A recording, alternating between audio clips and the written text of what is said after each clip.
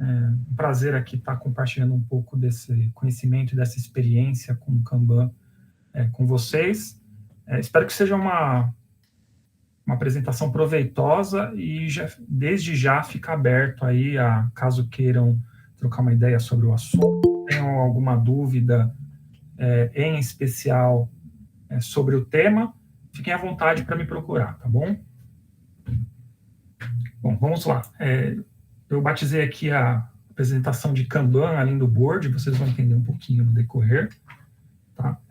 Aqui eu compartilho um pouco da minha experiência com o uso do método Kanban para melhoria de processos. O que a gente vai abordar aqui na apresentação? Um pouquinho sobre o que é o Kanban, né? Um breve resumo, o que é ou não o método Kanban, um pouquinho da diferença entre o Kanban e o Scrum, e depois a gente se aprofunda sobre os principais pontos e fortalezas do Kanban, no caso, Work in Progress, fluxo de trabalho, um pouco de métricas, onde eu entendo que são boas aplicações, alguns pontos de atenção e, por fim, um case genérico, né, um case real, mas onde eu ali ocultei o nome das empresas, produtos e etc., apenas para compartilhar com vocês um pouco da experiência. Vamos lá. Então, um breve resumo aí do que é o Kanban. Kanban com K maiúsculo. O método Kanban foi criado aí pelo David J. Anderson em 2010, né? Na verdade, esse é o ano de publicação do livro que deu a origem a esse método, um compilado das experiências anteriores do David em outras grandes empresas.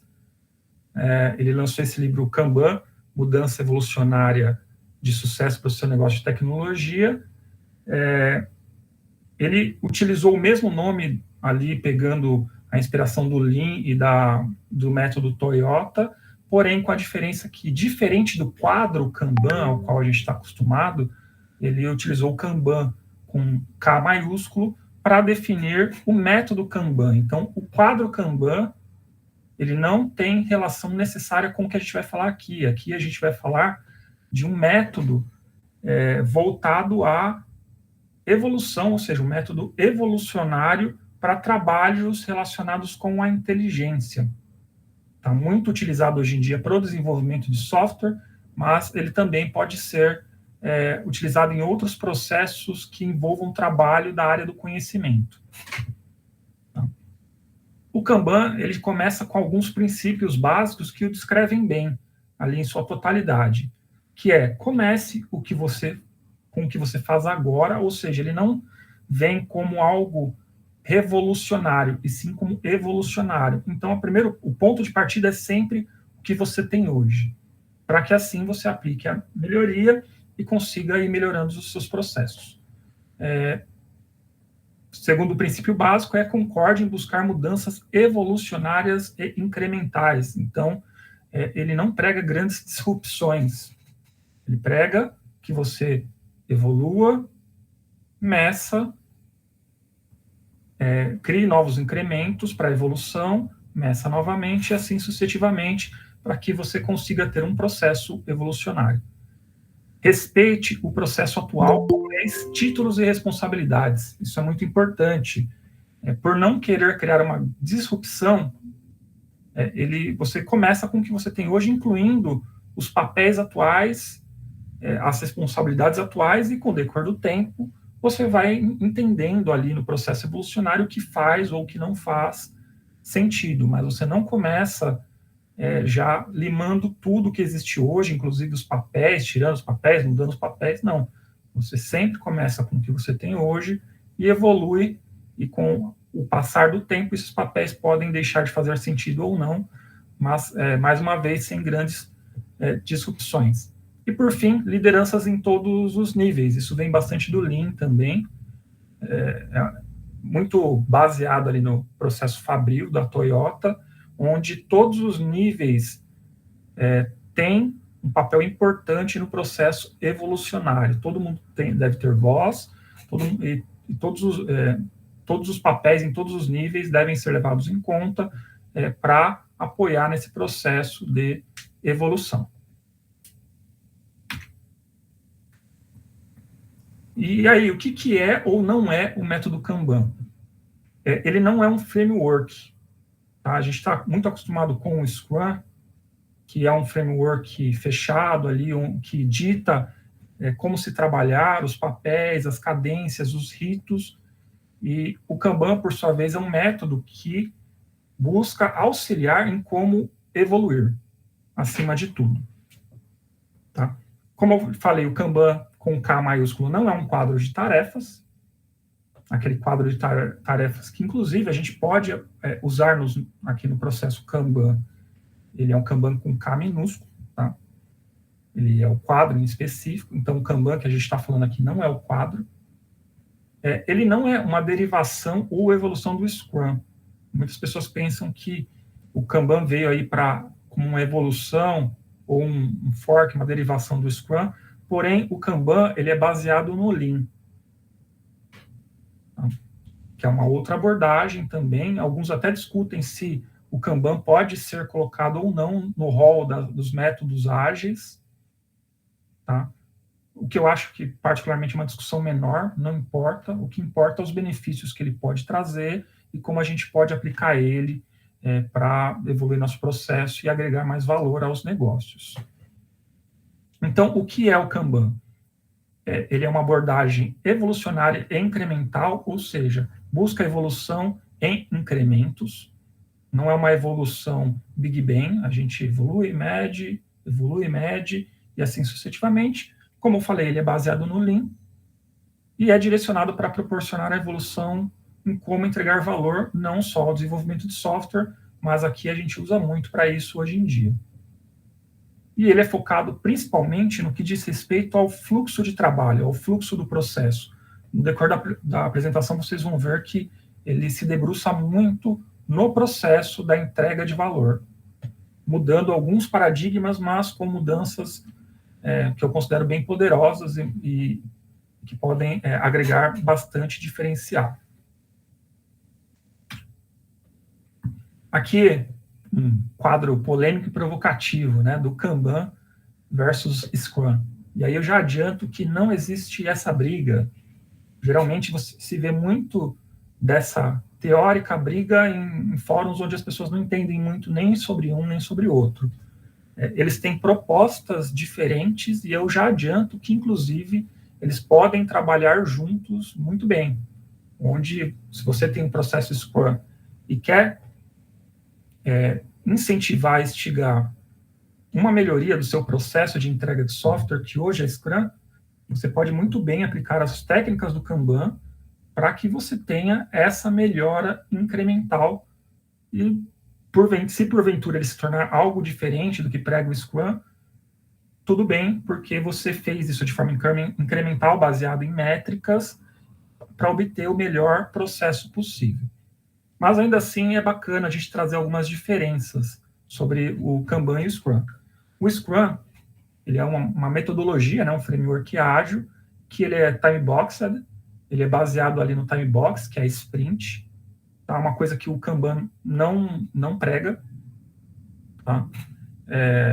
Ele utiliza um sistema empurrado, onde no início ali da planning você já coloca tudo que você vai trabalhar e conforme as pessoas vão terminando ali aquele trabalho, você vai colocando mais coisas. Tá? Isso é uma das principais diferenças. E ele é um framework que dita como se trabalha, ou seja, ele tem os papéis, ele tem um formato, ele tem as frequências em que os ritos ocorrem, os ritos propriamente dito, e não que isso seja uma coisa ruim, é só uma das diferenças. Quando a gente tem times que estão iniciando, que a gente não entende muito bem para onde a gente vai ou como começar, é bem útil a gente ter aí, talvez, um formato que já nos mostre, pelo menos, como iniciar o nosso processo. Tá? Por sua vez, o Kanban é um fluxo contínuo, tá? Que vai lá desde a ideação, do primeiro ponto, de como nasce ali a iniciativa, ou vamos chamar aqui de história, até, por fim, a entrega de valor. Ele é um sistema que utiliza o modo puxado, tá? E vocês vão entender isso quando a gente falar a gente abordar um pouquinho mais o fluxo de trabalho, mas ele é mais baseado em eu que estou fazendo o trabalho não vou receber mais trabalho até eu terminar o que eu estou fazendo agora. Pode parecer uma coisa básica, mas quando a gente vê alguns projetos que utilizam outras formas, vão se empilhando na responsabilidade de determinada área, seja desenvolvimento, seja teste, seja homologação, as atividades que acabaram no fluxo anterior sem você ter acabado a sua. E aí pode parecer que o problema está com você e não se toma as devidas atitudes para melhorar o fluxo. Tá? Então, essa questão de ser um sistema puxado, por si só, já traz vários benefícios. Ele é um método que visa ajudar na evolução do processo, e, melhor de tudo, ele pode trabalhar muito bem em conjunto com outras práticas ágeis. Hoje em dia, a gente vê muitas iniciativas que utilizam Scrum aplicando técnicas do Kanban. Tá? Até o Scrumban nasceu muito não como uma junção, mas de um estágio intermediário de evolução do Scrum, utilizando essas técnicas do Kanban.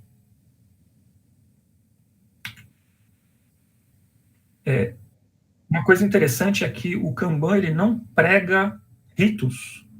Ele não tem ali na sua cartilha nenhuma necessidade de ter ritos. Porém, sabemos que, como sugestão, existem algumas cadências que podem sim agregar valor para o seu processo. Então, o fato de ele não colocar como mandatório só apenas significa que você coloca as cadências que são necessárias para o seu processo, que o time ou que a empresa, a companhia entende que agrega valor. E essas são algumas cadências que são recomendadas ali, sugeridas, no caso sinta-se a necessidade. Então, a primeira delas aqui é a cadência de reabastecimento. Tá? Eu vou fazer algumas analogias, embora não seja 100% exata, mas o reabastecimento está para o Kanban como a planning para o Scrum, com algumas diferenças. Mas é um rito onde você pega parte do seu backlog e coloca ali como um comprometimento para o time trabalhar. Não tem necessidade de ser quinzenal, porque não tem time box. Ela, inclusive, é uma cadência que não precisa ser uma cadência, ela pode ocorrer on demand, a depender da maturidade do time que roda, mas é uma reunião ali onde você coloca os envolvidos necessários para pegar o que está ali no backlog e colocar no estágio de comprometimento do time. Tá? Cadência diária é uma cadência que eu fortemente recomendo, é uma prática ali que a gente viu surgir muito forte nas metodologias ágeis com a Daily, e que eu particularmente sempre coloco como uma das fortalezas quando a gente trabalha com agilidade. Mas o time tem ali, é empoderado para colocar a cadência que faz mais sentido. Para alguns times que desenvolvem software, não faz sentido ser diário, mas é importante ter uma cadência de reuniões ali para acompanhamento, checkpoint, para compartilhar os impedimentos, para entendimento do que está sendo feito e do que será feito em seguida. Tá? Inclusive, com cadência diária, se necessário, pode ter bastante valor. A gente tem o Delivery Planning, que é uma cadência de planejamento da entrega. Se faz sentido, de tempos em tempos, a gente parar para entender um bloco como uma entrega toda e ver a cadência disso, como a gente pode executar isso, temos aqui uma cadência sugerida, que é o Delivery Planning. A gente tem também a sugestão de revisão de estratégia. A revisão de estratégia, ela já é o top level das cadências sugeridas, já é a nível de empresa, tá?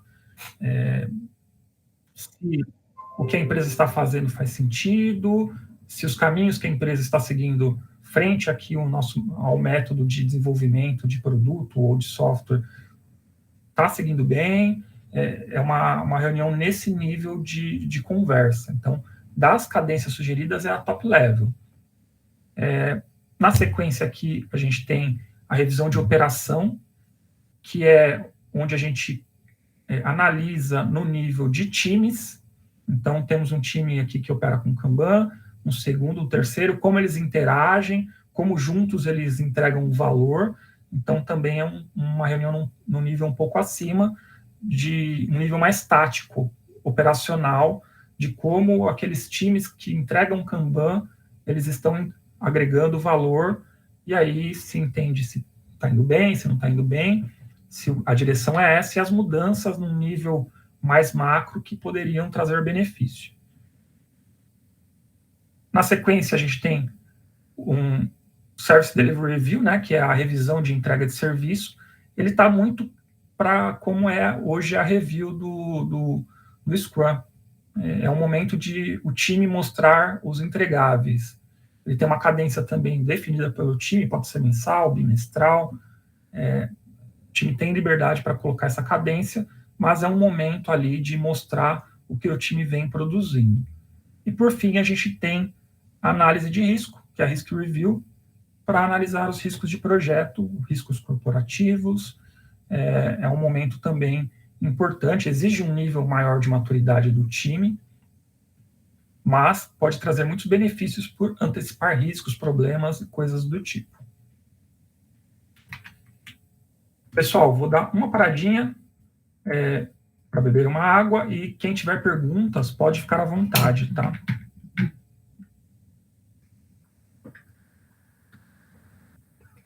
Até aqui tudo bem? Alguém tem alguma dúvida? No momento, não. Então, vamos seguir. Se surgir alguma coisa, a gente teremos outros momentos ali, pessoal. Dentro do que o Kanban sugere, prescreve ali, uma das questões que foram absorvidas da indústria, absorvidas do Lean Fabril ali, foi a questão do work in progress, né? Que é justamente o que colabora para que a gente tenha um sistema puxado ao invés de empurrado. Tá? O work in progress, aí, no caso, é a quantidade de trabalho em progresso, né? E ele tem como objetivo promover um fluxo saudável que limita a quantidade de trabalho em cada etapa. Pode até parecer um contrassenso, limitar a quantidade de trabalho de uma etapa ajuda, e eu posso dizer que ajuda, porque a gente já pegou, todo mundo que tem experiência com desenvolvimento de software já deve ter vivido uma situação onde o acúmulo de tarefas para um grupo de pessoas ou para algumas pessoas acabava ocasionando uma menor organização, as pessoas acabavam se anulando, elas começavam a iniciar muitas coisas e não terminar nada. Então, o work in progress, o trabalho em progresso, esse limite está ali para garantir um fluxo saudável do começar e terminar determinada atividade, garantindo que não vai ser empurrado mais coisas até que se termine o que já começou. Tá? Vou passar aqui alguns exemplos. Esse primeiro quadro que a gente está vendo é um kanbanzinho de downstream. A gente vai falar de upstream e downstream, mas aqui a parte do processo do que está sendo feito, né, com o to-do, que é o commitment point, é um conceito importante também, né? O que está aqui em to-do é o que o time já acordou que será feito. No Kanban as coisas não andam para trás, tá? Então o que entrou aqui em to-do vai ser feito. É um compromisso do time e da área de demandante, por exemplo, que o que só será colocado aqui, o que será trabalhado pelo time. Um ponto importante é, como é um sistema puxado, a gente sempre lê da direita para a esquerda. Então, nós temos aqui 2 histórias em homologação, temos 2 histórias em testes, 5 histórias em desenvolvimento. Em cima são a limitação de WIP, 2 para homologação, 2 para teste, 6 para desenvolvimento. A definição desse work in progress, ele é feito como um processo de evolução incremental. Não é de um item para uma pessoa. É necessária uma análise da característica do trabalho para definir esse WIP. Por exemplo, numa área de desenvolvimento que as histórias, na maior parte das vezes, não todas, mas na maior parte das vezes, tem trabalho de back-end, front-end, já entendemos que o WIP pode ser, no máximo, um pouco maior do que a metade do tamanho do time. Por exemplo, uma análise. Com o tempo, a gente vai rodando o processo e vai entendendo se isso para em pé ou não. Mas já mostra imaturidade quando a gente coloca um WIP igual ao número de pessoas. Da mesma forma, a gente pode entender que um PO consegue homologar talvez mais de uma história ao mesmo tempo. Então, para ele, a raia com 2 histórias faz sentido, mesmo sendo um PO. Mesma coisa com o teste. Será que como que é o comportamento de teste? Tudo isso tem que ser analisado para a definição do WIP. Nesse modelo, o PO aqui, vamos colocar que é o PO que faz a homologação, ele só vai poder pegar essa história feita concluída pelo QA quando ele terminar dele. Tá? Ele não pode o QA ele não tem a autonomia para ele mesmo colocar na fila do PO. Na verdade, o PO que se reabastece, ou seja, você se reabastece, não outros colocam na sua fila. É isso que torna o sistema como puxado. Você puxa suas atividades. Não tem a pessoa da fase anterior empurrando para você o que está pronto. Tá? Isso traz uma organização e também traz uma visibilidade real. Né? Dos benefícios do sistema puxado é você ter uma visibilidade real do que está fazendo, dentro das capacidades de cada time ou cada segmento, só realizar o trabalho que pode, e aí sim você trabalha a melhoria para aumentar esse desempenho. Tá? Então, esse aqui é um exemplo de WIP controlado, e na sequência aqui eu tenho um exemplo de downstream com WIP descontrolado. Tá? E como eu falei, é um processo de melhoria. Quando a gente cai com esse tipo de problema, é um sinal vermelho para a gente entender o que está acontecendo e melhorar. Não adianta só ver, beleza, está estourado, e aí? É necessário ter um processo de melhoria em cima. Nesse caso aqui, o PO, que seja, ele está sem atividade, por quê? Porque o teste não passou para ele. Ele não concluiu coisas. Porém, o teste, que tem um limite de WIP de 2, ele está com 4 atividades. Tá? Enquanto o desenvolvimento, ele está fazendo 4, mas ele está com 3 feitos. Vamos supor que um dev aqui, de desenvolvimento, conclua mais uma história. Teremos aqui 3 em andamento, 4 feitas. Alguém arrisca dizer qual que é a ação correta dentro da perspectiva do Kanban a ser feita pelo desenvolvedor que ficou sem história?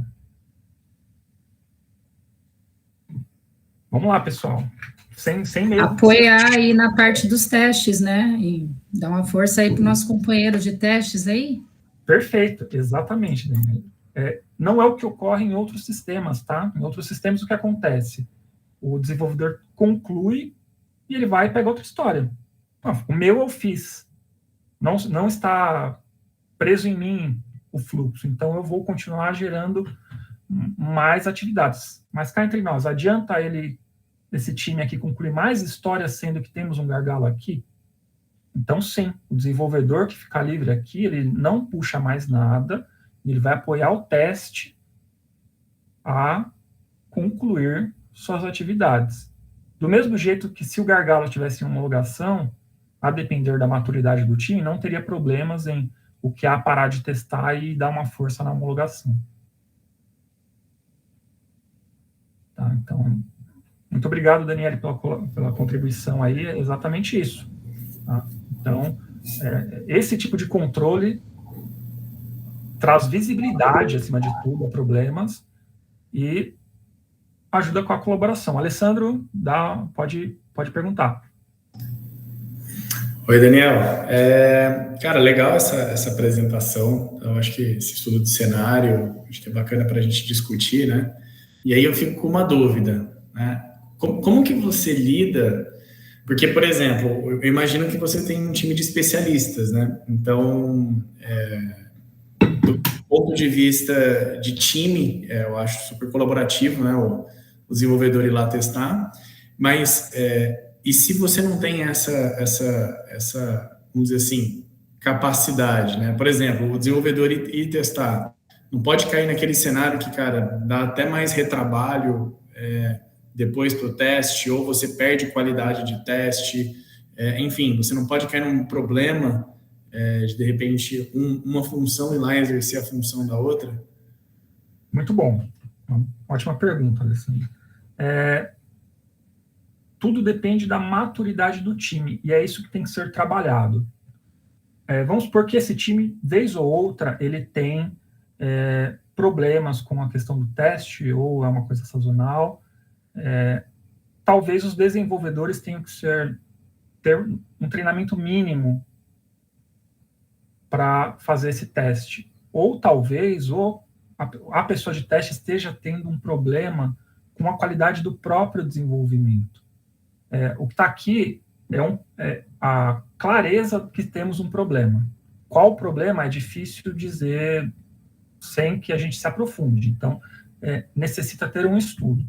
Porém, é muito salutar que os times tenham esse nível de colaboração. Então, se hoje a gente entende que, apesar dos pesares, o time de desenvolvimento não está apto, a gente tem que torná-lo apto.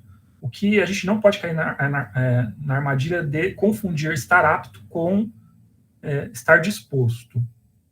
Porque, às vezes, a gente vê pessoas que estão aptas, que conseguiriam entrar num teste plan da vida, fazer os testes, evidenciar e seguir em frente, mesmo com a ajuda do tester.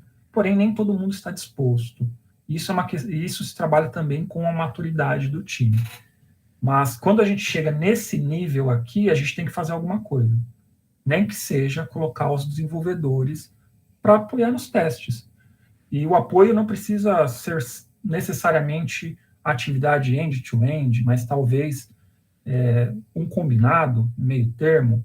Tá bom, você está com problemas, então vou fazer o seguinte, eu vou testar, eu, desenvolvedor, vou testar, vou evidenciar isso no padrão, e, por exemplo, o PO vai validar essa história testada pelo desenvolvedor num acordo mais fair ali, de boa vontade, até de saber que não está na maturidade, pode não estar na qualidade de teste que o QA faria.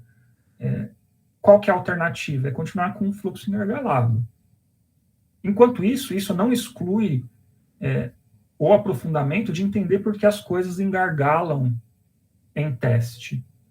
Tá? Isso aqui é uma ação muito mais para a gente liberar o fluxo, enquanto a gente realiza o entendimento do que está afetando o teste, que pode ser várias coisas, desde temos um time muito pequeno de QA, ou as histórias vêm com desenvolvimento, vêm com uma baixa qualidade de desenvolvimento, ou até o profissional que não está rendendo. Então, os motivos podem ser vários, mas a colaboração é justamente para a gente não empacar o fluxo e continuar entregando valor com a colaboração de todos do time. Entendi, é uma solução de contorno, não é uma solução definitiva para o processo. Exato, a solução definitiva vem do processo de entender que existe um problema, mapear qual que é o problema, e aí dar uma tratativa. Perfeito. Mas ainda assim é um processo cultural que tem que ser bem trabalhado aí, no sentido que é colaborativo, e as pessoas aqui não vão ajudar, elas vão ficar paradas. Não adianta eu colocar mais coisa aqui no meu sistema, no meu fluxo, se eu não vou conseguir dar a cadência necessária. Alessandro, respondeu? Sim. Então, entendi. Obrigado, viu, Daniel? Vamos seguindo aqui. Vou entrar em um outro conceito que eu acho também bem chave aqui quando a gente começa a trabalhar com o método Kanban, que a gente deixa de olhar só o downstream, que é o processo de desenvolvimento em si, né? E passa a olhar também o que vem antes. Então, o upstream, no caso, é a etapa de processo que engloba as atividades de ideação, refinamento técnico, até, por fim, a formação do backlog em si. Algumas vezes, até atividades de design são bem estampadas no processo de upstream. E o downstream, por si só, é a etapa que inicia a partir daquilo que eu chamei de commitment point, né, que quando o time está comprometido com aquela entrega e contempla as atividades de desenvolvimento até a entrega de valor por si só. Então, quando temos essa visão mais ampla, a gente consegue ver desde o nascimento daquela história ou daquela iniciativa até a entrega de valor. Não sei se alguns já tiveram esse tipo de problema, mas eu já trabalhei em times que o upstream não estava bem calibrado, então, frequentemente, o time tinha problema com histórias. Ou as histórias elas estavam chegando muito incompletas, e a gente tinha dificuldade em melhorar isso, ou, em alguns períodos, elas nem chegavam em quantidade suficiente para o time trabalhar, apesar de haverem iniciativas de negócio suficientes aí para abastecer o time por muito tempo, mas aquelas iniciativas, elas não estavam se materializando em histórias. Com a visão do upstream, a gente consegue ajudar, inclusive, a melhorar o processo de ideação e construção das histórias. Aqui é uma sugestão só de upstream, lógico, mas aqui tem a ideia em si, né, o card mais macro possível, com a menor quantidade de informação possível, mas ele já está ali, ele nasceu. Tem a escrita por si só, né, quando o PO se debruça sobre aquele card, ele vai preencher ele com as características de negócio. Tem aqui uma coluna de refinamento, que é um refinamento de negócio ainda, depois um refinamento técnico, e quando a história está no status de DOR, né, ela obedece os critérios de pronta, ela entra num backlog esperando para que o time se comprometa com a entrega dela. No backlog, ela é priorizada de acordo com o PO, ele tem total liberdade para que, enquanto está aqui no backlog, ele priorizar ela da forma que ele achar melhor. Claro, com muita conversa, diálogo, negociação, mas ainda assim ele tem a liberdade ali de ir mudando a prioridade enquanto ela não vai para o início. Porque depois que ela foi para o início, ela não volta para o backlog, idealmente. O time se comprometeu que vai trabalhar nela para entregar. E aí, já no downstream, a partir aqui do início, ela entra em desenvolvimento, teste, homologação, deploy. Importante ter a consciência, a liberdade que isso aqui tem que se adequar ao processo de cada time, de cada empresa. Então, por exemplo, num time que promover um shift left, ele está ali fazendo a qualidade antes do início das atividades, ele pode colocar aqui, pós-refinamento, uma etapa de QA, onde ele constrói os casos de teste, coloca as questões de qualidade, por exemplo. Tá? Ou um time que é muito dependente de design, pode ter aqui as etapas de design pós-escrita da história. Tá? Não tem nada escrito em pedra quanto a isso. Na verdade, isso aqui tem que refletir o que for melhor para o time, e, inclusive, isso aqui é muito cabível de evolução. Porém, a prática que eu quero trazer aqui é justamente ter a visão do ciclo como um todo, desde a ideação, do início da coisa toda, até a entrega de valor. Pessoal, vou falar um pouquinho de métricas, mas surgiu alguma dúvida na questão dos fluxos de trabalho como um todo? É um ponto bem bacana e bem valioso aqui. Pode falar, Evandro. Daniel, eu acho até importante reforçar, né, quando você até comentou, né, de shift left, né, o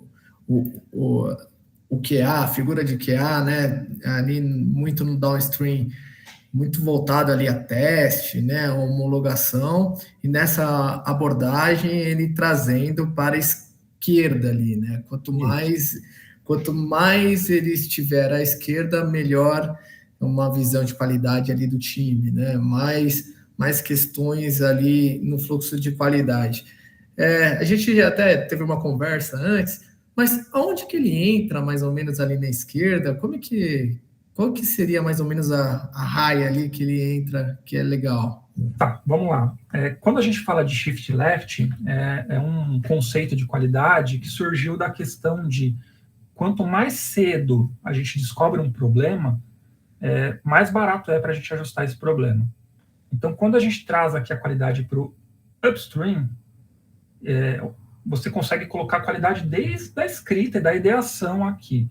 Mas, idealmente, pelo menos num primeiro momento, no mínimo, aqui na parte entre a escrita e o refinamento, você pode ter alguma fase que envolve quem escreve a história, o PO, uma pessoa técnica e o QA, para que todos colaborem com a visão e a gente consiga, primeiro, pegar problemas de escrita da história, critérios, conceitos em geral, mas também já aplicar uma visão de qualidade.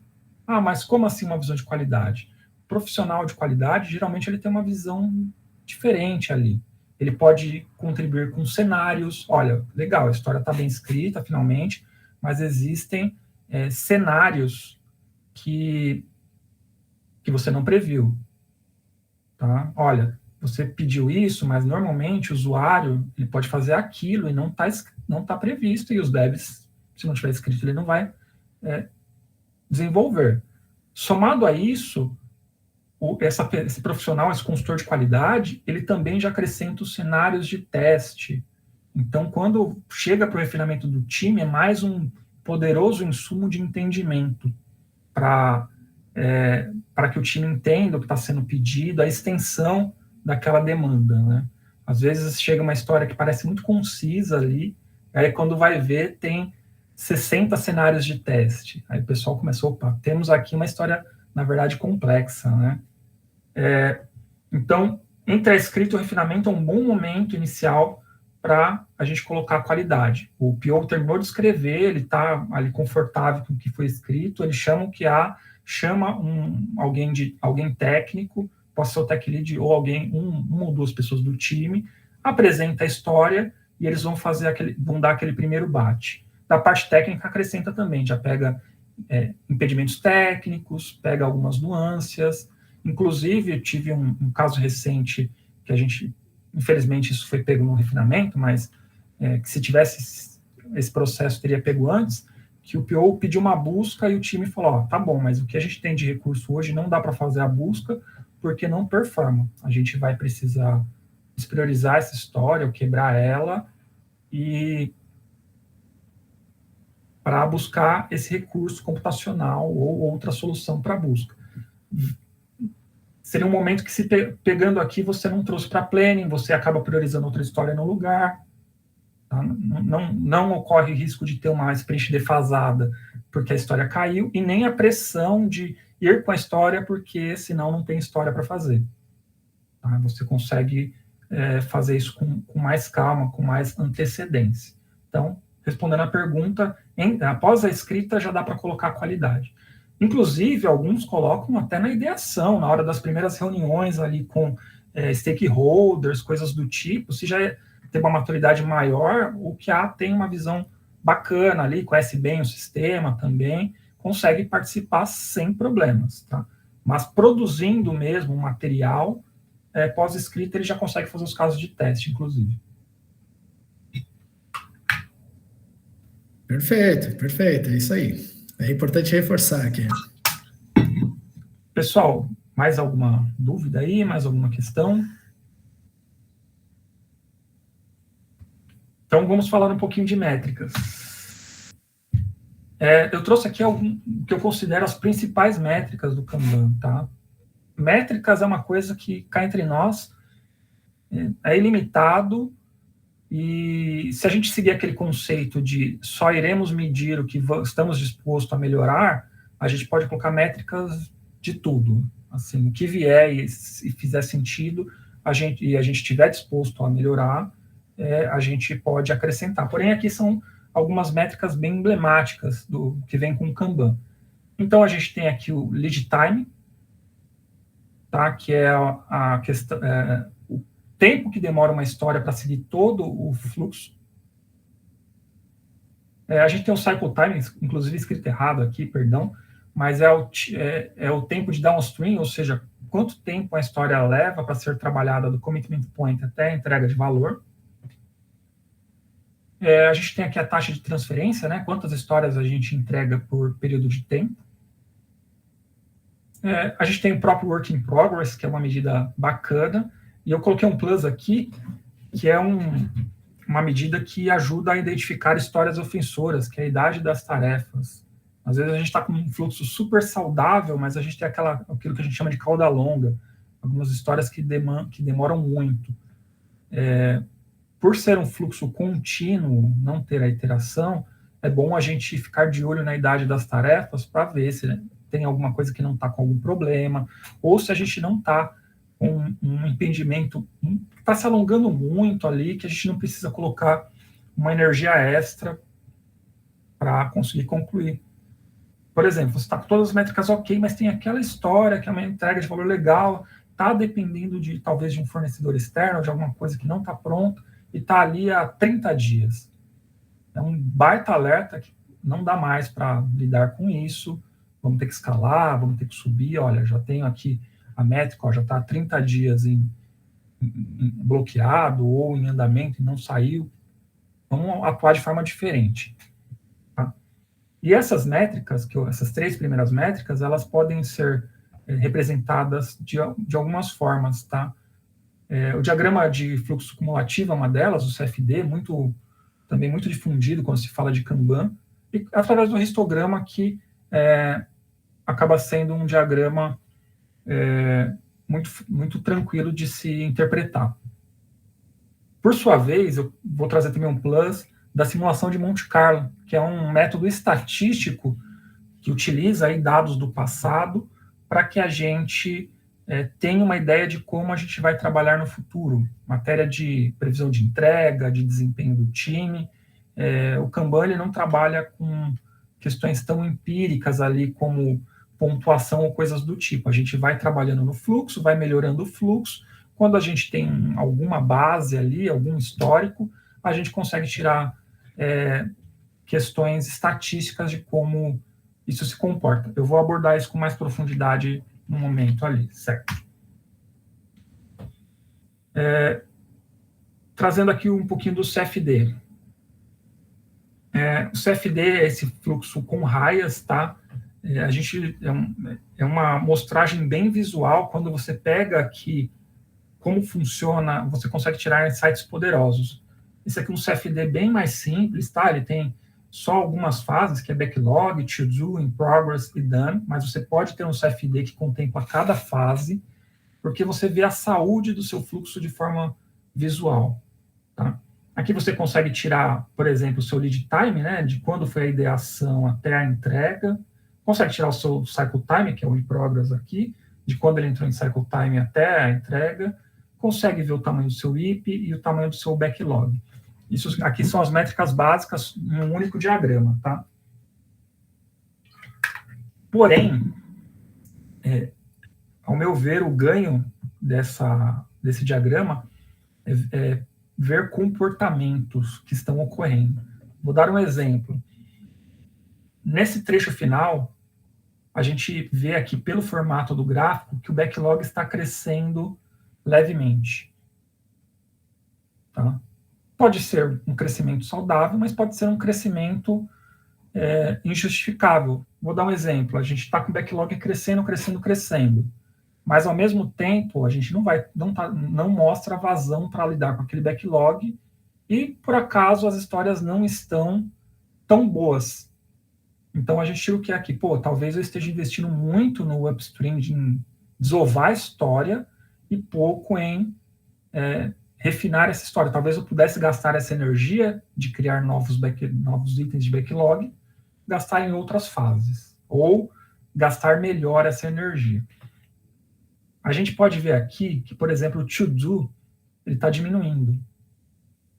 Isso pode ter várias implicações. Pode ser que eu estou consumindo muito rápido e não estou reabastecendo o suficiente, ou pode ser que simplesmente eu estou amadurecendo e o meu to-do está cada vez mais alinhado com o que eu posso produzir. Isso é positivo. O que não pode é o to-do ir numa rota, numa constante que ele vai acabar. Então, quer dizer que corre o risco de eu ficar sem tarefa, mas enquanto ele tiver, talvez, estável ou diminuindo num nível que mostra uma saúde, um amadurecimento do time, bacana. Esse aqui é um ponto muito bom de ver, o WIP. Tá? Aqui o WIP está com uma leve crescente. E aí eu tenho que entender o que é essa leve crescente. Talvez eu esteja colocando mais capacidade de entrega, por isso que eu estou pegando mais coisas, mas ao mesmo tempo, o meu dano tem que acompanhar essa curva. Então, eu posso ter um WIP crescente, mas eu tenho que ter um dano crescente. Ou pode ser que eu estou com um problema em algum lugar. Quando faz aquela boca de jacaré ali, pode ser que eu estou colocando coisas, o time está pegando coisas, eu estou estourando os WIPs e só estou acumulando, mas não estou tendo entrega, seja porque estou com muitos impedimentos, seja por qualquer outro tipo de questão. Mas essa análise visual dá insights para a gente entender o que está acontecendo. Tá? É a mesma coisa aqui, a gente vê que o Dan está numa curva crescente também. Isso é positivo, ele tem que estar numa curva crescente, a gente só tem que ficar atento se ele está se acentuando ou se ele não está se acentuando, porque pode indicar que a gente está entregando mais ou menos aqui. Quanto mais, melhor, e quanto mais acentuada a curva tiver na tendência, no Dan é melhor. Sinal que a gente está entregando mais. Inicialmente é um gráfico um pouquinho complicado, mas depois que a gente se acostuma, passa a ser um pouquinho mais fácil de entender. Nesse ponto específico, alguém gostaria de questionar alguma coisa, entender um pouquinho melhor?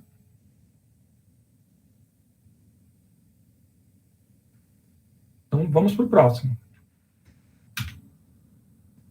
Só uma curiosidade, tá, pessoal? Normalmente, dificilmente a gente vê pessoas que fazem no Excel, isso aqui, coisas do tipo, porque são feitos através do acúmulo histórico das histórias. Normalmente se usa ferramentas aí que já geram esses gráficos para a gente. O Gira tem, o Azure tem, algumas vezes são pagas, tá? Mas com certeza agregam aí bastante valor por mostrarem de uma forma muito clara essas métricas. Esse aqui é um exemplo de cycle time com um diagrama de histograma. Tá? Então, o que esse gráfico em específico ele está me dizendo aqui? Ele está me dizendo que na barra da frequência e na barra dos dias, eu estou entregando 85% das minhas atividades em 14 dias. E 93%, um pouquinho mais de 93% em 20 dias. Mas que outros insights eu consigo tirar aqui? Eu consigo tirar que em uma semana, um pouquinho mais, eu estou entregando metade das minhas histórias. Isso pode indicar o quê? Que eu tenho demandas diversas, com tamanhos diversos, isso não é um problema. É só uma constatação, que você pode chegar ali. Ou que metade do fluxo corre muito bem, outra metade pode ter outros impedimentos, tá? E eu posso pegar aqui e ver o que tem de cauda longa, que demora até 30 dias ou mais para ser entregue. Mas aqui eu posso dizer com assertividade que mais de 90% das minhas atividades são entregues em 20 dias, ou menos.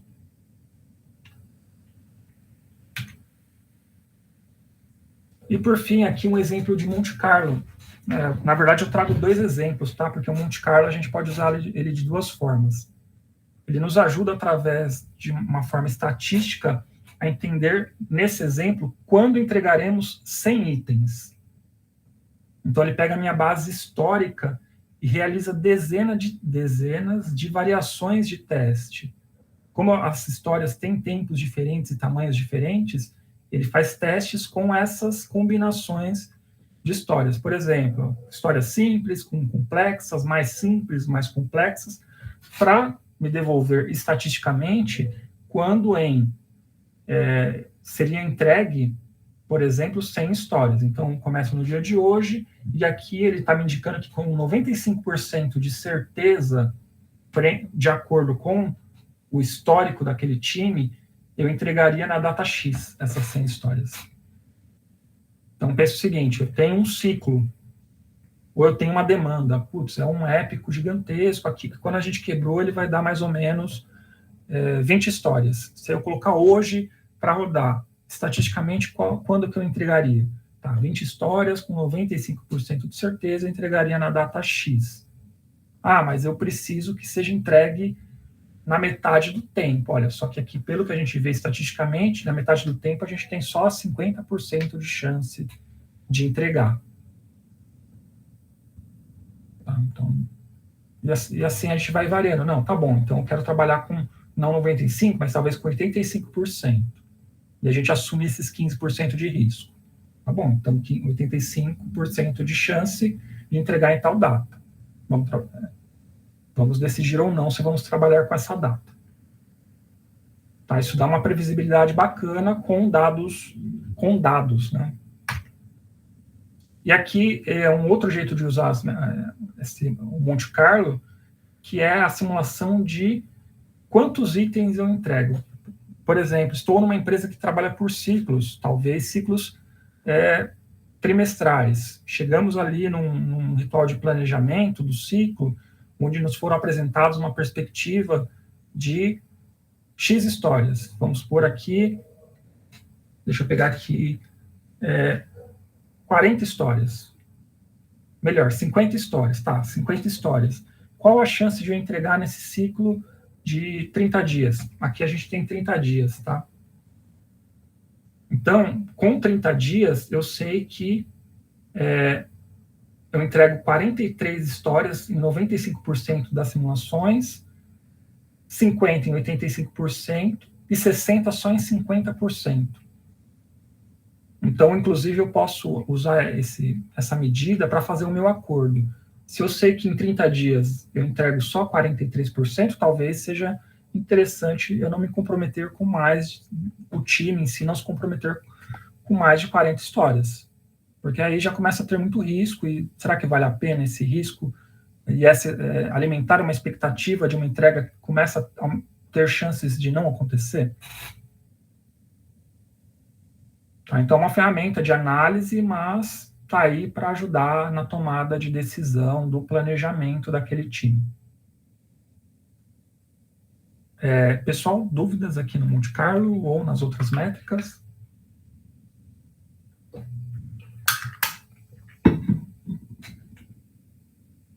Muito complexo? Ou acharam claro aqui esses diagramas? Para quem olha a primeira vez assim, Daniel, é bastante informação. Na verdade, não é complexo, mas é bastante informação. É uma gestão à vista bem legal, mas é bastante informação. Eu mesma não sabia que tinha tudo isso por trás de um Kanban.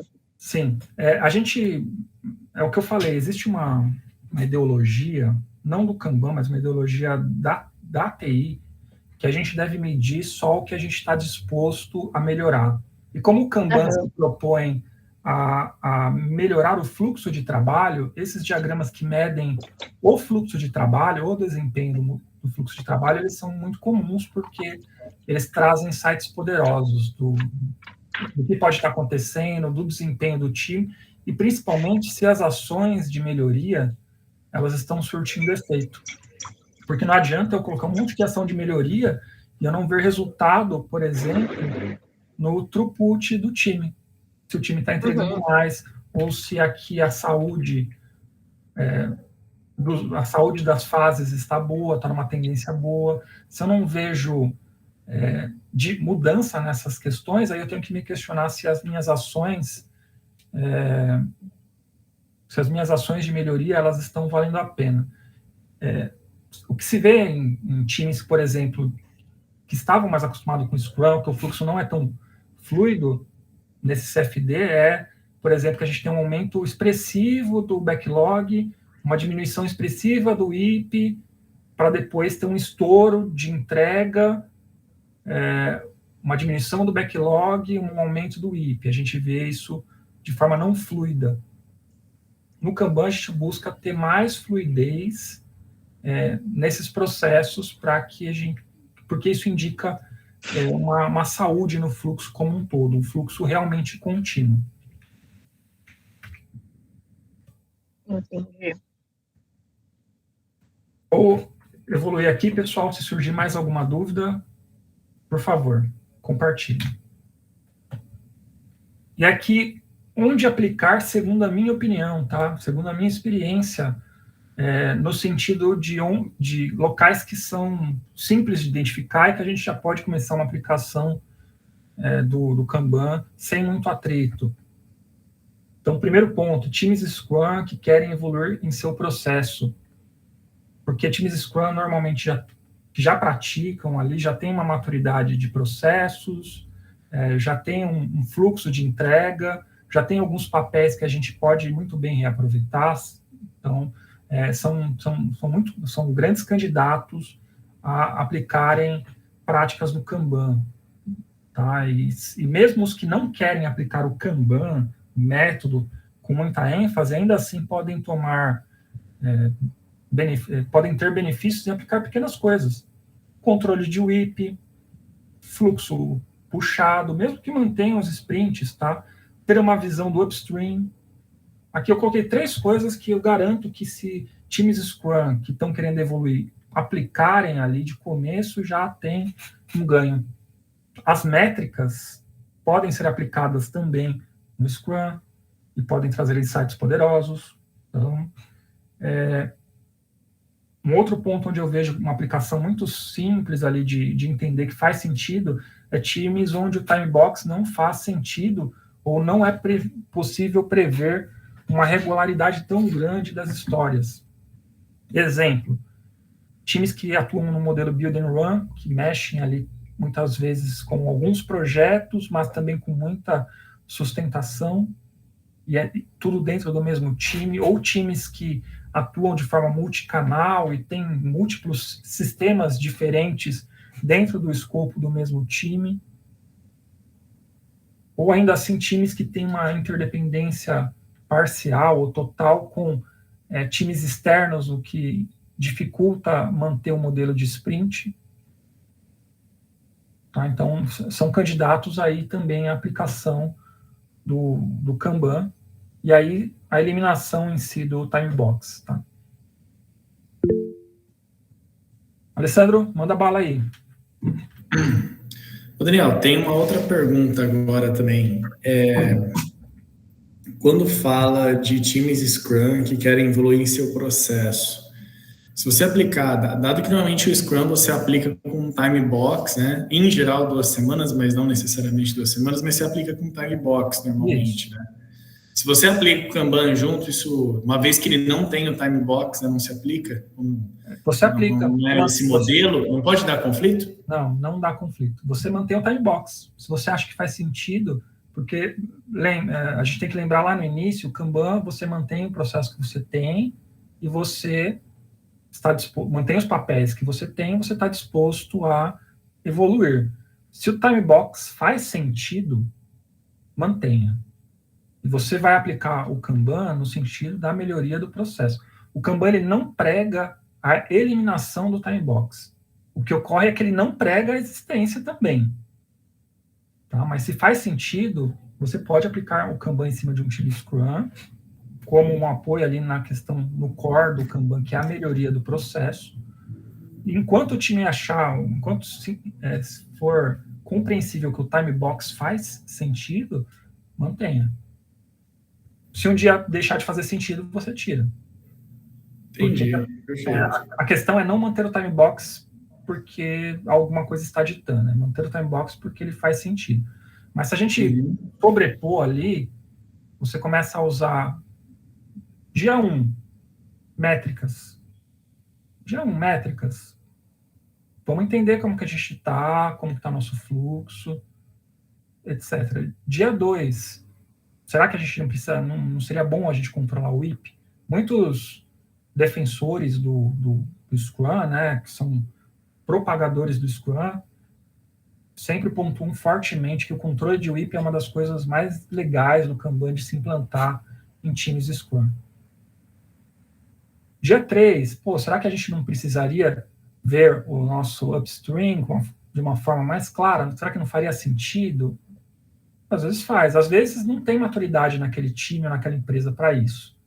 Mas se tiver abertura, será que não faz sentido para a gente começar a colocar melhorias nesse processo que antecede a construção? Você ainda tem ali a sprint. Mas, você está visualizando todo o fluxo de criação da história, colocando qualidade, colocando práticas ali, para que a sua história, que é o seu ativo de informação mais importante para você desenvolver ali, chegue com uma qualidade. Tá? E, só nesses pequenos passos a gente tem mais métricas valiosas, a gente tem um fluxo de downstream que, apesar de ter um time box, você está controlando ali o que vai para cada um, você mudou um pouco para o sistema puxado, consegue identificar problemas, né? Por que as sprints não estão sendo entregues, onde que está engargalando, tá? E, por fim, você está vendo uma parte do fluxo que está oculta do seu processo. Você pode manter todos os rituais com o mesmo nome, até porque, se reparar bem, o que é sugerido ali, né, para caso você queira cadências, muita coisa tem correlação com o Scrum. Então, para manter tranquilo. Algumas coisas que times mais maduros não colocam mesmo no Scrum, você pode colocar ali quando atingir um grau de maturidade e, acima de tudo, buscar a evolução contínua, tá? Sendo ela através de uma medição de maturidade constante, elencar as práticas que a gente quer ter em cada nível de maturidade. Eu já vi times que rodavam Scrum quase puro ali, mas que passaram a implementar uma visão clara de maturidade baseada no Kanban, que tiveram bons ganhos, porque aquilo serviu de guia e inspiração para ir adicionando novas práticas ali, mais métricas, mais retrospectivas, mais evolução contínua, análise de risco, até chegar num nível que eles estavam se preocupando ali com o cliente em si, né? Vendo ali pesquisas de mercado, mas antes disso eles ajustaram toda a base ali de forma incremental até chegar numa maturidade bacana de processo. Entendi. Não, ficou claro. Legal a explicação aí, essa abordagem. Para mim, pelo menos, é algo novo, assim, eu tinha pensado nessa mistura, né? E realmente, muitas vezes a gente às vezes pensa que são definições que a gente tem pronto, mas sim, tem que ver o que faz sentido, né? Sim, exato. Acima de tudo, o Kanban ele não é concorrente do Scrum. Eles têm objetivos diferentes. E o Kanban, como uma abordagem evolucionária, que tem ali como objetivo evoluir o fluxo de trabalho, faz muito sentido, se o seu fluxo de trabalho é o Scrum, você aplicar as práticas para evoluir o Scrum. E ter um Scrum robusto, e ele pode continuar sendo Scrum, não tem problema. A questão é o mindset ali, a diretiva e a vontade de melhorar, de evoluir o processo. E aqui, podemos seguir? Alessandra, ficou bacana? Tudo certo. Não sei se todos tiveram já a experiência de trabalhar em times que mesclam muitos projetos, como eu falei, sistemas diversos, projetos que rolam ao mesmo tempo, de tamanhos diferentes, para cumprir uma expectativa de ciclo, às vezes, que ainda assim cuida de operação e sustentação. Às vezes, esse tipo de toada acaba não casando muito bem com o Scrum, ou quando casa, você vê que o seu Scrum precisa evoluir muito em maturidade para que você não acabe se anulando. Então, quando a gente se aprofunda mais no Kanban, e isso que a gente começa a ver algumas orientações mais avançadas, você começa a estabelecer níveis de serviço, por exemplo. Então, hoje eu tenho meu quadro, amanhã eu tenho meu quadro, mas ele tem a raia do que é um fast track, ou do que é um incidente que precisa realmente entrar e ter uma cadência diferente. para times que têm essas características, acaba sendo positivo, porque você dá visibilidade em como isso impacta o time e como lidar melhor com isso frente ao desafio como um todo, né? Aqui eu elenquei alguns pontos de atenção também, aqui compartilhando um pouco da minha experiência, tá? O Kanban, ele não é uma evolução ou substituto do Scrum. É uma coisa que tem que ficar muito clara para que a gente não perca oportunidades de usar um método poderoso de evolução, porque a gente pensa que a gente vai abrir mão do que a gente tem hoje ou do processo que a gente confia, tá? Inclusive, como eu falei, o Kanban pode ser aplicado em times Scrum para auxiliar na evolução dos processos. O fato de ser um método que não prescreve time box não deve ser uma desculpa também para a implementação da anarquia. Já li alguns relatos de empresas, de times que vieram com vamos implementar Kanban. Por quê? Pessoa representante do negócio, por exemplo. Porque hoje eu não consigo mudar minha sprint no meio, e colocar coisas na sprint, e eu quero ter essa liberdade. Só que assim, o Kanban não é anarquia. Se essa é a motivação de você estar colocando o Kanban, é melhor continuar com o Scrum, porque acho que o Scrum está cumprindo o seu papel em manter uma estabilidade, e aí a gente tem que trabalhar no amadurecimento do processo e do mindset das pessoas, né? Até porque, como vocês viram, que entra no commitment point tem que ser feito.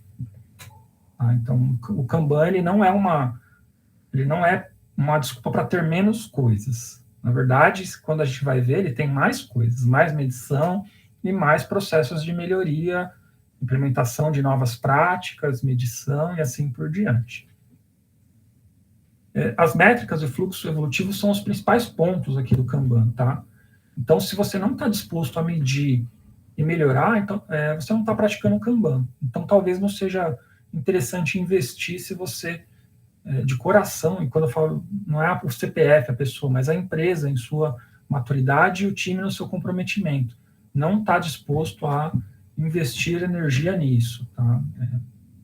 Tirar os relatórios, gerar as medições, apresentar para o time, ajustar o que for necessário, medir novamente, é um fluxo contínuo e infinito.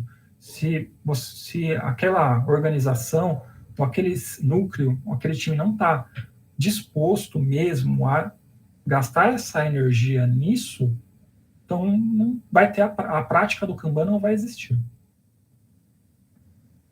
E aí, por fim, o exercício do Kanban exige um comprometimento com a melhoria e com a evolução. Inclusive, as avaliações de maturidade têm que ser vistas como uma oportunidade, como uma dádiva ali, porque elas mostram onde você está e para onde você pode ir. Se não se sente ali uma maturidade na medição, no apontamento para a melhoria, se não existe esse comprometimento, então também não vai rolar, tá? Costuma não dar certo. Você tem que se comprometer com a melhoria do processo, e não só da boca para fora. Por isso que em algumas empresas mais robustas, esse alinhamento vem desde ali do nível da presidência, né? Ou da diretoria executiva, tem que vir de um nível... esse barulho tem que ser comprado num nível muito alto, porque ele pode apontar ineficiências em alguns pontos, e nem sempre na sua área. Isso pode gerar algum calor. Tá? Então, é importante esse comprometimento corporativo com a melhoria e evolução do processo, tá? Com maturidade. E aqui eu vou compartilhar um case genérico aqui, tá, pessoal? É um case real, mas aí eu vou omitir só os nomes próprios aqui, tá? Então, esse aqui é um case de um time multidisciplinar que rodava Scrum. Tá? Ele era um formato de time build and run, ele tinha alguns sistemas legados e sistemas novos sendo construídos. Ele tinha uma dependência muito forte com o fornecedor. Parte do core do sistema era de uma empresa que vendia ali um produto de prateleira, mas colocava profissionais para customização. Tá? E esse fornecedor, mesmo com pessoas do time ali na squad, ele tinha um descompasso em matéria de ritmo. Por quê? Porque nem tudo se resolvia na squad, tinha uma área core que cuidava do core desse sistema e tinha um time totalmente diferente. E o sistema em si, ele tinha uma cadência de entrega muito mais lenta do que o restante, os outros componentes do sistema. Tá? E era um produto multicanal, ou seja, atendia web, mobile, back-office, no mesmo sistema, ou nos mesmos sistemas, né, no plural. Então, o que isso ocasionava? Uma sprint volátil, costumava falhar muito, ou ter um nível de sucesso pequeno. Ele tinha um projeto que essas sprints concorriam com sustentação, e a dependência com um fornecedor impedia as entregas frequentes dentro do time box de parte das demandas. Esse era o cenário, tá? No momento da implementação do Kanban, foi uma implementação bem madura, foi um momento que a empresa trouxe uma consultoria e abriu para os times que tivessem interesse abraçassem o Kanban, embora todos os times, sendo Scrum ou não, eles seriam medidos ali num grau de maturidade. Existiam algumas coisas que eram imperativas para se ter. Por exemplo, ter o board, ter gestão visual, ter cadência, ter processos de melhoria contínua, ou seja, mesmo os times de Scrum, eles foram impactados por questões do Kanban, mas ainda assim eles estavam rodando Scrum. E os times que queriam abandonar o Scrum para montar o seu processo, para montar um processo cadenciado, fluido, sem time box, tinham a liberdade também. Então, houve muito treinamento antes de se tomar a decisão, né? Mas aí, quando se tomou a decisão, os times já estavam prontos para iniciar ali da maturidade zero. E tudo bem. Tipo, entendam o seguinte, tinha um time que rodava e na avaliação da empresa, pela mudança de processo, ele caía para maturidade zero na avaliação. E tudo bem. Porque o compromisso era que em alguns meses ali, em alguns ciclos, ele iria melhorar de maturidade. Esse era o comprometimento daquele time em matéria de processo. Então, iniciou ali uma jornada de amadurecimento do processo ágil, né? Através do Kanban. O foco ele passou a ser a garantia da eficiência do fluxo, para aumentar a entrega de valor. Então, pelas medidas anteriores, a gente já tinha uma ideia de throughput, uma ideia do lead time, do cycle time, né? Já existia uma estatística para a gente começar a trabalhar.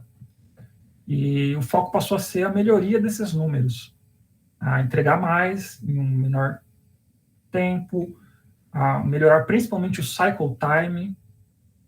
O time passou a ter uma visão do upstream, que não existia, para que as histórias chegassem melhor, com uma escrita melhor, com mais qualidade, com mais tempo de amadurecimento. Foram implementadas as estratégias de priorização no decorrer desse amadurecimento. Chegou num ponto que, beleza, estamos aqui já caminhando, só que o que faremos com os incidentes?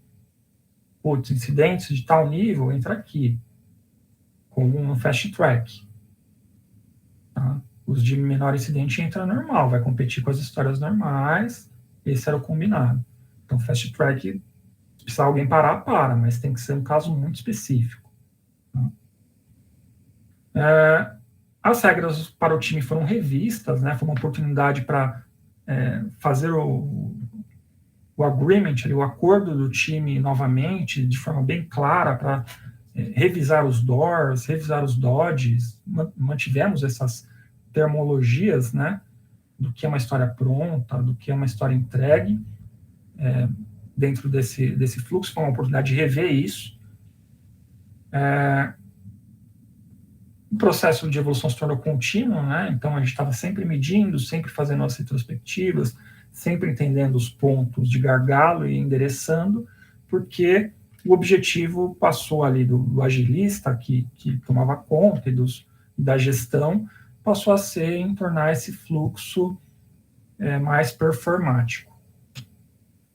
E aí, por fim, as métricas, né, que foram aplicadas trouxeram clareza aos pontos de gargalo, né? A questão do fornecedor ficou evidente, né? E aí se trabalhou sobre isso até o limite que deu, porque a gente sabe que em alguns pontos não dá para conseguir uma performance de onde não tem de onde tirar, tá? No sistema que não permitia mesmo. E aí o time conseguiu fazer pequenas estratégias internas para lidar melhor com isso. E o resultado final foi que os números de throughput aumentaram, os números de lead time e cycle time aumentaram, o time passou a ter uma taxa de ocupação maior, o aging de algumas tarefas caiu, porque passou a ser controlado. Nas primeiras medições, identificaram histórias que tinham 3 meses rodando ali, tipo, tá impedido, não foi, tá impedido, não foi. Quando colocou isso na tela, top 10 aging, levantou um alerta, olha, temos um problema, vamos resolver esse top 10 agora em definitivo. Colocar energia, nem que tenha que parar coisas para resolver esses caras. E como sempre tinha revisões, aí pegava esses novos ofensores que iam aparecendo, apareceu outro cara de 1 mês aqui. A pessoa está envelhecendo mal, essa história está muito bloqueada, vamos bater forte nisso aqui. Tá? Até chegar num fluxo saudável, com uma maturidade alta, onde passou-se a, inclusive, analisar outras coisas. Abriu espaço para analisar risco dentro do ciclo, analisar estratégia, para coisas que antes se gastava tanto tempo para as sprints que não davam certo, que não estava sobrando tanto tempo para investir em coisas mais maduras, porque o básico não estava resolvido. E por fim, é isso, pessoal. A apresentação termina aqui, aí eu deixo espaço para vocês com dúvidas, com questões em geral.